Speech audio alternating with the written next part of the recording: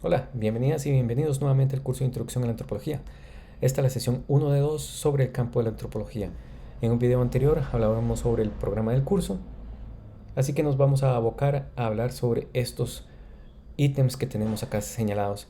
Recuerden que el sumario de la clase más los artículos y documentos que les facilito en la plataforma detallan con mayor profundidad cada uno de estos aspectos. Así pues, hablemos primero sobre qué es la antropología. ¿Les parece? Hay dos formas que le podemos llegar a su conceptualización. Uno a través de los imaginarios y otro de lo que sí es. Cuando yo he hablado con gente de otras disciplinas o en otras experiencias, cuando les he preguntado qué entienden por antropología, me dicen, ustedes son los chancletudos de la Universidad de Costa Rica o son los que estudian los dinosaurios. La mayoría me dicen, no tengo ni idea de lo que es, no sé. Otros muy avispados porque seguramente han tenido la ocasión de batallar con alguno de mis colegas o bien porque estudiaron en la UCR, me dicen, ustedes son los sociólogos. Pero no somos ninguno de ellos, a pesar de que algunos de esos imaginarios se acerquen, pero a la etapa de estudiante. Entonces, ¿qué es? Definitivamente es una ciencia, pero es una ciencia que goza de una curiosidad intelectual muy alta, que busca conocer e interpretar todos los aspectos que definen a la cultura y las sociedades que la reproducen. Sobre esta curiosidad lo veremos más adelante. Entonces, en suma, la disciplina lo que busca es el estudio de los grupos humanos desde los puntos de vista biológicos, sociales, culturales, económicos, psicológicos y la interrelación entre estos aspectos a lo largo del tiempo. La disciplina es comparativa, es holística, de ahí que quiera abarcar todos esos aspectos, que interviene en contextos mono y multiculturales. Su aplicación práctica permite promover el desarrollo social participativo. Es bastante compleja, ¿verdad?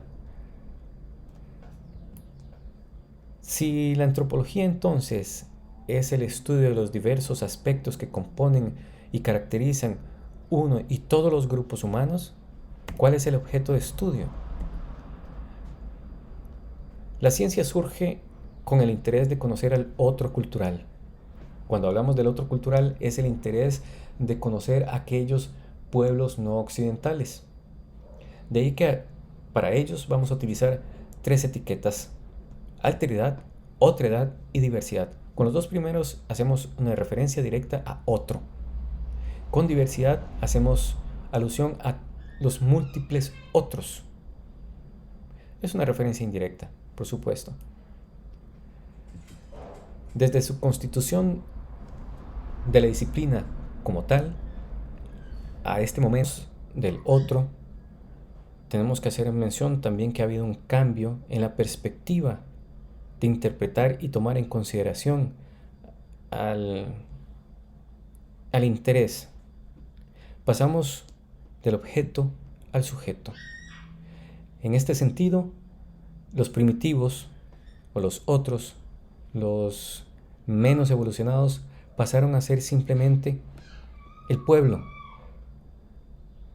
De ahí que cuando hablemos sobre el otro, estamos hablando de una creación social. Es una etiqueta para poder realizar el análisis. De lo que les digo, pasamos de los pequeños y exóticos grupos sociales incluso a nosotros. Ahora nos interesa hablar y estudiar sobre la proximidad. Entonces, ¿qué es lo que induce al antropólogo a escoger el sujeto de estudio?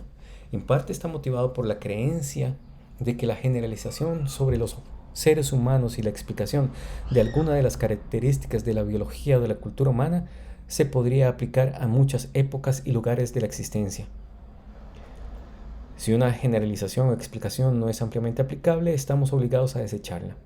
La actitud escéptica, en ausencia de una evidencia persuasiva, es nuestra mejor protección contra la aceptación de ideas inválidas sobre los seres humanos. Veamos unos ejemplos sobre los otros que podemos encontrar en diferentes contextos. Este es un otros, nosotros, muy próximo. Los vendedores ambulantes es una agrupación social con un interés determinado, con una forma económica determinada, con unas costumbres determinadas aplicables en un contexto X. También un otro dentro de nosotros, en Costa Rica, es el caso del pueblo Boruca. Un otro distante es el pueblo Nuer, en África. Otro ejemplo es la comunidad menonita. Vemos entonces dos aspectos fundamentales. Uno, que la antropología se interesa por el estudio de todas las cualidades del ser humano, de todas sus características a lo largo de la historia en espacios determinados. Su objeto siempre ha sido el otro, a pesar de que también ha habido un cambio hacia el nosotros, a los otros dentro de nosotros. Pero entonces, ¿cómo podemos hablar del desarrollo, origen y consolidación de esta disciplina?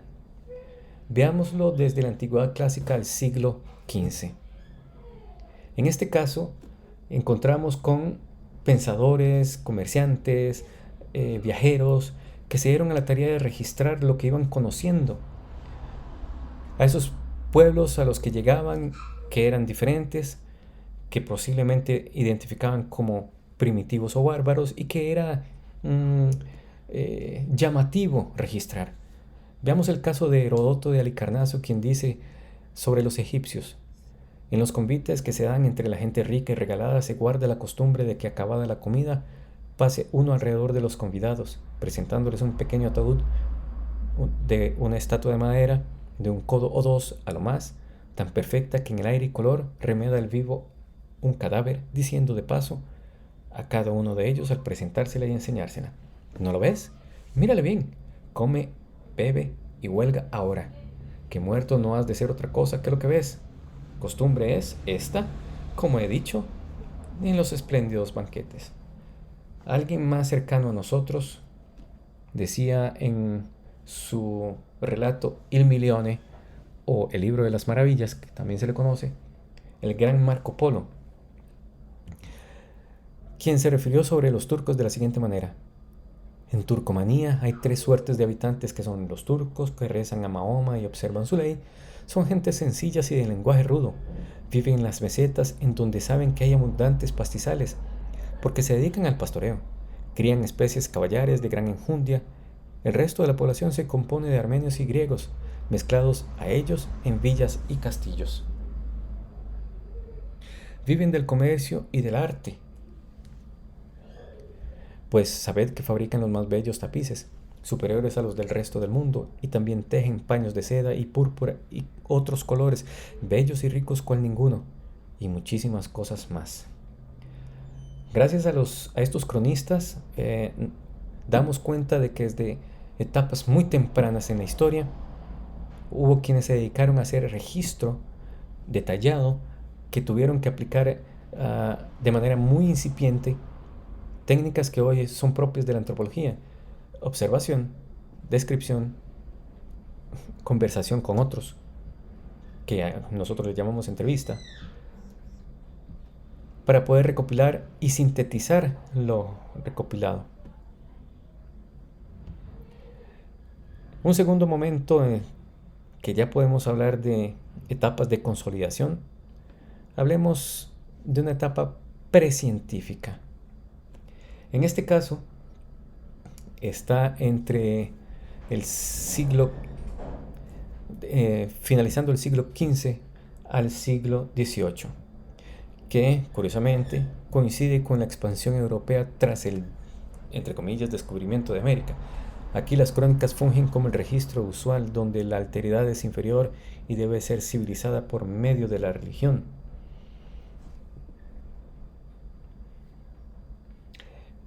Un segundo momento, que podemos llamarle protocientífica, que es a partir del siglo XVIII hasta, digamos que a la segunda mitad del siglo XIX, se enmarca durante la primera etapa de la Revolución Industrial, en medio de la crisis de las instituciones reinantes, la monarquía y la iglesia. Aquí la influencia de nuevos paradigmas derivados de la Ilustración y el progreso refuerzan la discusión sobre evolución cultural, salvaje, barbarie y civilización. La siguiente etapa, que podríamos llamar científica, surge en el último tercio del siglo XIX. En este periodo, situada en el contexto de la presente revolución industrial y del proceso expansionista de los imperios europeos, ya no hacia América, sino a África, Oriente y Oceanía, el pensamiento científico toma fuerza como mecanismo de explicación de los fenómenos sociales y culturales. Académicos de distintas profesiones y nacionalidades, ojo, todavía no estaba el antropólogo, la antropóloga como tales, realizaron formulaciones sobre la evolución de la sociedad y sus instituciones. Entre las formulaciones estarían el evolucionismo cultural y el difusionismo. ¿Qué entendemos entonces por evolucionismo cultural? Esta corriente teórica lo que intentaba dar cuenta era explicar el desarrollo de la cultura en las sociedades, pasando por tres grandes etapas: salvajismo, barbarie y civilización, lo cual hace referencia a raza superior, raza inferior. Mientras tanto, el difusionismo hablaba sobre el desarrollo cultural en términos de expansión de los rasgos y características culturales por medio de la dispersión de estos hacia otras culturas próximas o lejanas. Es decir, de una cultura X, su fuerza era tal, fuerza entre comillas por supuesto, su influencia era tal que otros pueblos o se apropiaban o bien se le imponían patrones socioculturales. De ahí que se encuentren en diferentes lugares que no necesariamente son los que lo produjeron inicialmente. Ahora bien, la siguiente etapa surge a partir del siglo XX, donde ya podemos hablar de una profesionalización de la antropología. Hablemos que hay dos momentos, dividiremos el periodo entre las dos mitades del siglo. La primera mitad está enfocada enmarcada entre las guerras mundiales, donde además se consolidó el colonialismo, pero no en función de apropiación bélica sobre los territorios, sino en términos de comercio y adquisición de espacios para materia prima. En este periodo surgen las principales corrientes teóricas de la antropología: funcionalismo, particularismo histórico, estructuralismo francés. El evolucionismo cultural no deja de formar parte del pensamiento académico, pero poco a poco va perdiendo relevancia como ensayo etnocéntrico, con lo que el otro se toma como diferente, pero sin dejar de lado las cargas de desigualdad. Estas corrientes teóricas las veremos nuevamente la próxima semana. En la segunda mitad del siglo XX, tras las grandes guerras, el mundo está afectado por el contexto de desigualdad económica entre los países ricos y el tercer mundo, que da pie a una nueva forma de colonialismo fundada en los mercados. Surgen nuevas corrientes teóricas, entre ellas evolucionismo cultural, materialismo histórico, antropología simbólica, marxismo estructural y antropología económica. Los objetos de estudio se reivindican como sujetos, es decir, no se estudian,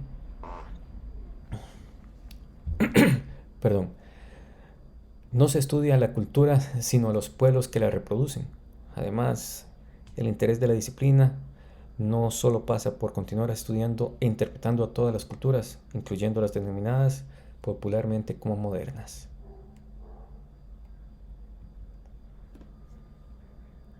Muy bien. La antropología es el estudio de los diferentes aspectos que caracterizan y definen un grupo social, un grupo humano, a lo largo de la historia, lo que para nosotros también se lo conoce como identidad. Los otros, nosotros, es el interés de la antropología. Inicia como un conjunto de relatos a pasar finalmente a la interpretación teórica de los diferentes aspectos que mencioné anterior. Entonces, si la antropología inicia como un conjunto de relatos e interpretar, tratar de teorizar por qué los grupos humanos somos como somos, si de todo esto, entonces, ¿es esta una ciencia humanista? ¿Por qué humanista? Porque tiene una necesidad de búsqueda. El humanismo se tiene por una corriente cultural y filosófica que sitúa a los seres humanos como el centro de toda reflexión, que invita a reconocer la diferencia y la diversidad cultural como parte integral del ser humano. Antropología busca que los individuos y los grupos sociales sean reconocidos. Los otros no necesitan ser pensados ni como pasados, ni como estúpidos, ni como hombres de escasa personalidad, como inferiores, en definitiva como medio hombres. La antropología es para ellos un mensaje liberador frente a cualquier intento de anexionarlos o reducirlos. En suma, para el antropólogo, el único modo de alcanzar un conocimiento profundo de la humanidad consiste en estudiar tanto las tierras lejanas como las próximas, tanto las épocas remotas como las actuales. Y adoptando esta visión amplia de la experiencia humana, quizá logremos arrancarnos a las anteojeras que nos imponen nuestros estilos de vida locales para ver al ser humano tal como realmente es. Esto lo dijo Levi-Strauss en 1984. ¿Ven? Antropología lo que busca es visibilizar al otro. Si antropología entonces lo que busca es visibilizar al otro, entonces ¿cómo ha hecho para resolver las diferentes perspectivas para poder interpretar los diferentes aspectos de la disciplina? Lo que ha hecho es valerse de la relación disciplinar. Fundamentalmente, la antropología se caracteriza por altísima curiosidad intelectual de conocer, visibilizar e interpretar los múltiples elementos de la cultura de las diferentes sociedades. De ello surgió la necesidad de la especialización, en cuyo caso los y las antropólogas unieron fuerzas conceptuales y metodológicas con otras áreas de conocimiento para abarcar esos múltiples elementos, como pueden ser la lingüística, la salud, la gastronomía, la economía, el ocio, las emociones. Hay una antropología de las emociones. De esa relación con otras disciplinas han surgido cosas como esta. Antropología y medicina, que se le conoce como antropología médica, consiste en el estudio de las representaciones culturales relativas a salud, enfermedad, sanación. Entre antropología e industria, lo que se busca es estudiar los procesos económicos, sus significados y las relaciones que existen entre los diferentes actores en el marco de la producción y venta de bienes o servicios. Entre antropología y economía, centra su interés en el estudio de la causalidad estructural de la economía sobre otras instancias de la vida social. Es decir, la influencia de la economía en familia, la influencia de la economía en las relaciones sociales, la influencia de la economía en la religión.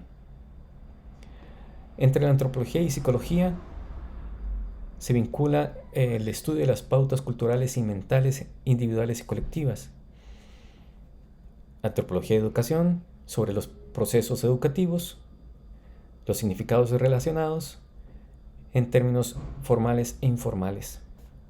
Entre antropología y biología, bueno, ahí tiene que ver con el estudio de la evolución y variabilidad biológica humana, tanto pasada como actual.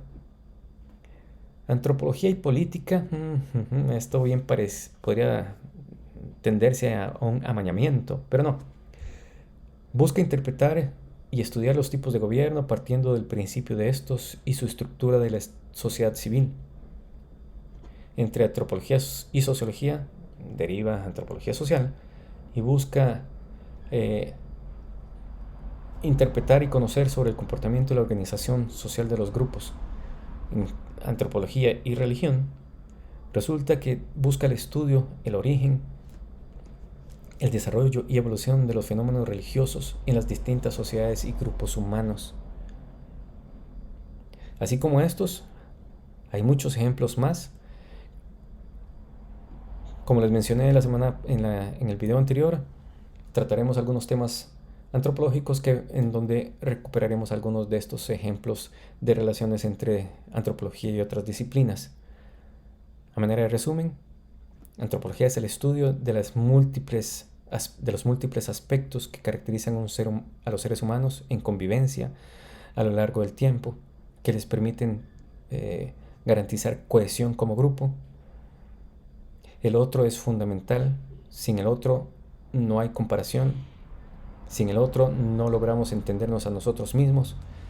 Es una ciencia humanista porque busca visibilizar a los otros como lo que son, individuos, grupos humanos.